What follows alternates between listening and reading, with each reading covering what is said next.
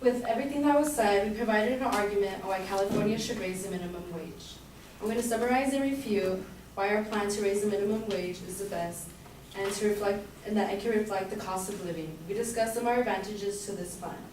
One being said that the standard of living for most impoverished workers, this meaning that people can now live a better life and not worry about being able to afford a good living for themselves and their families. Although our opponents did state that it will cause inflation and they said that it will result in loss of jobs, my partner and I were able to find statistics to show that it would not affect the economy as much as it is affecting it right now, because minimum wage is too low, especially for living in California. And the minimum wage hasn't kept up with inflation.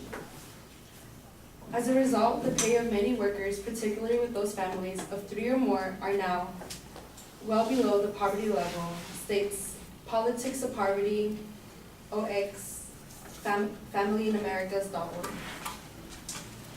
Another one of our advantages being that the government spending on social programs would be reduced.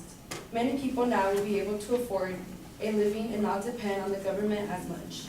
And yes, my opponent Daniela did state that people will always be on welfare because of loss of jobs, and people who need jobs are affected the most. But the less people on welfare because of getting high wages, since minimum wage will be increased, the better. The government benefits and the people benefit.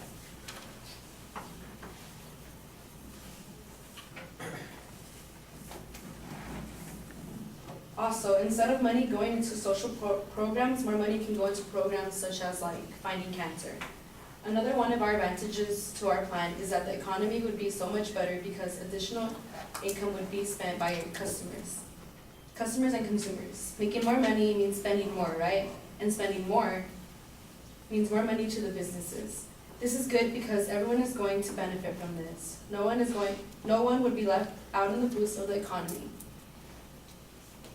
And then Alex did point out that no one's going to want to pay someone who has, someone who doesn't have experience, someone who does have experience.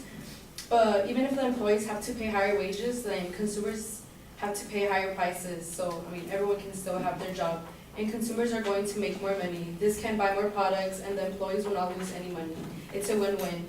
My partner and I also stated that money spent is more money circulating through the economy. And when it is circulating in the economy, it is going to pick up back in our pockets even with more.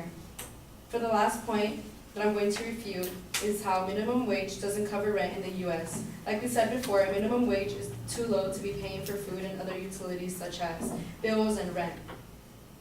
In 2018, the average 2-bedroom national housing wage is $22 and $10 an hour. A full-time worker must earn at least $22.10 an hour to afford a moderate 2-bedroom apartment without spending more than the 30 income on rent.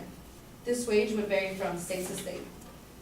Now that I have summarized our advantages and refuted our opponent's point on how we should raise the minimum wage to reflect the cost of living, you understand that the minimum wage in California right now is too low and needs to be raised.